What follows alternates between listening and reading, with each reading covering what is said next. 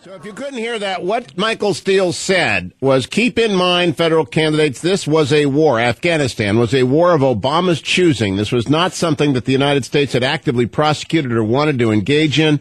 And if President Obama is such a student of history, has he not understood, that one thing you don't want to do is engage in a land war in Afghanistan? Astonishing, actually.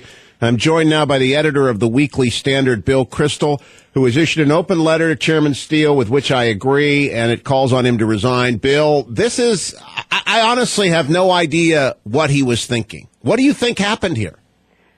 I don't know. I think he was speaking at an RNC fundraiser, I believe, or it was at an RNC event. So he was speaking as RNC chairman, which is one reason why I think it's awfully hard for him to stay on as RNC chairman when he's saying first a ridiculous factual thing that Obama somehow started the war, was the first American president to commit us to the fight in Afghanistan. This was not something that the United States had actively prosecuted, really. I think President Bush thought he was prosecuting it. And secondly, the position of the Republican Party has been to support actively prosecuting the war, and he's sort of trying to call it Obama's war and suggesting it's a mistake. As a private citizen, he's entitled to think it's a mistake and argue for getting out. I don't think the Republican Party wants a chairman who seems to be saying that we should be withdrawing from Afghanistan. Bill Kristol, I don't know of any Republican candidate except perhaps Rand Paul and Ron Paul before him who adopt this policy that it is a war of Obama's choosing and that we ought not to prosecute it to complete in total victory.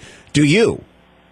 No, and also, again, it's one thing if he were to say, it's a private matter, as a private citizen, so to speak, speaking not as RNC chairman. I have some qualms about it, and I think we should have a debate, or maybe we shouldn't be fighting. I mean, obviously, people are entitled to their own views. But again, think about the way he said this. Keep in mind, again, federal candidates.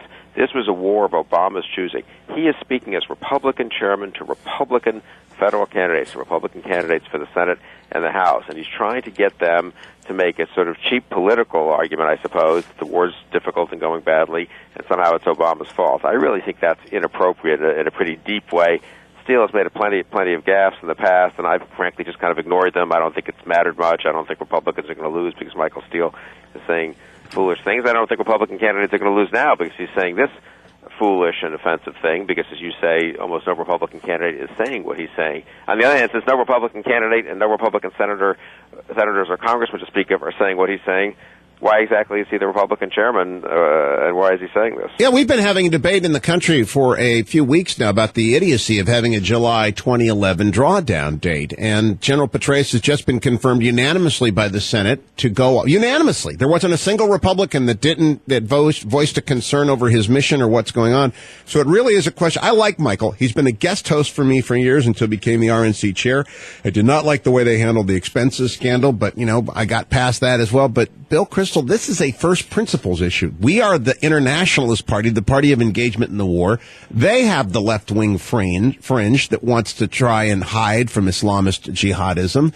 They won't even use the word. It does muddy the water, and I don't know what the left is going to say about this, but I expect all weekend long Republicans across the country are going to have to go on the record denouncing their chairman.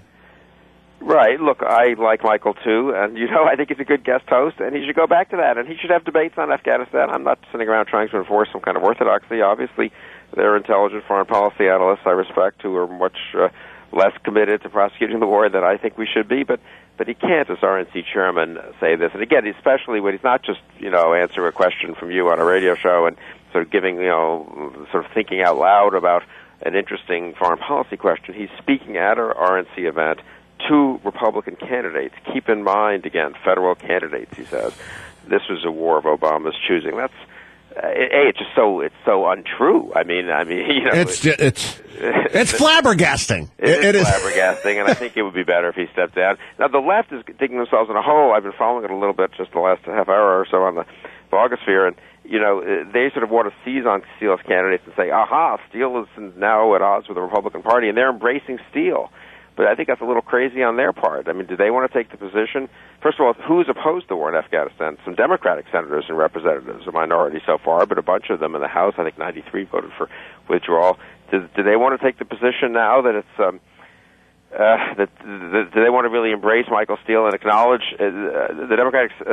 One of the Democratic spokesmen said something like, "Steele is now at odds with 100% of the Republican Party." So they're giving the Republican Party credit, yes, for supporting this war and for supporting a Democratic president when he tries to do the right thing, even if not quite as wholeheartedly as we would want. I have been looking at Memorandum, where they're linking to your post, and my friends over at Black 5, a great mill blog, called the Steele statement just dumb, tone-deaf, partisan, and certainly grounds for being shown the door. I think that's going to be one of the nicer sets of comments. But, Bill, I want to just dig in. Is it possible that he didn't really think what he was saying? It's so not of a piece of anything he's ever said before. This would have drawn the attention if he had ever said anything like this before.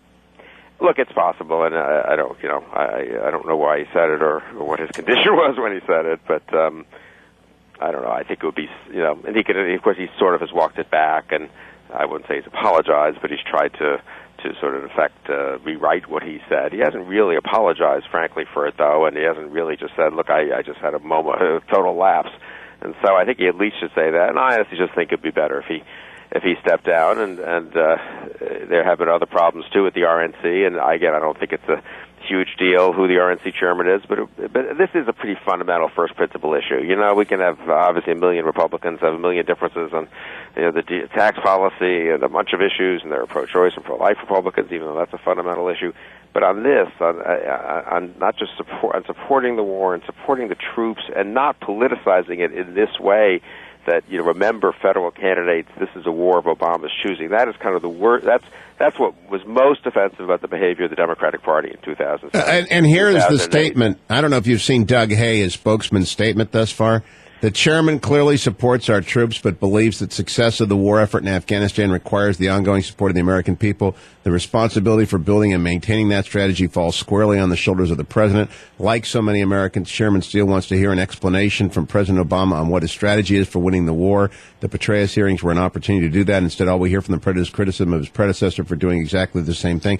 That's incoherent, too. Totally incoherent. The Petraeus hearings was General Petraeus. I mean, so if Michael Steele thinks he has can give a better account of the war than General Petraeus, I suppose she should try to do so. But I don't really know what he's saying. There are genuine criticisms to be made of President Obama's conduct of the war, certainly of the July 2011 deadline, of the civilian people he's got in charge. We've all made those criticisms.